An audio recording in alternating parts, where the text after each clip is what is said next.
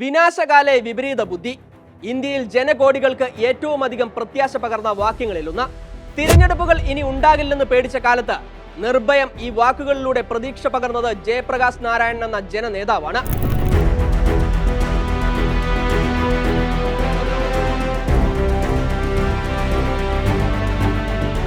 രാഷ്ട്രീയം നിർത്തി വീട്ടിലിരുന്ന JP 70കളിൽ തിരിച്ചെത്തി.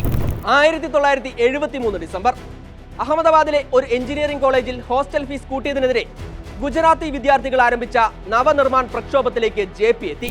തുടർന്ന് ബീഹാറിന്റെ സമരത്തിലേക്ക്, സമ്പൂർണ്ണ വിപ്ലവത്തിലേക്ക്.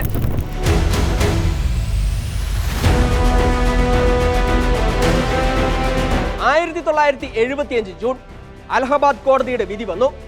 റായ്ബറേലി തിരഞ്ഞെടുപ്പ് അസാധുവാക്കി. രാംലീല മൈതാനത്ത് JP കേൾക്കാൻ ജനലക്ഷങ്ങൾ നിറഞ്ഞു.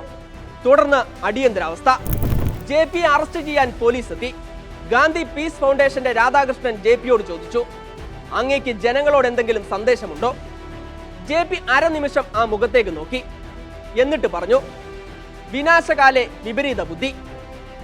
1977 തെരഞ്ഞെടുപ്പിന് കളമൊരുങ്ങിയത് ആ നിമിഷമാണ്.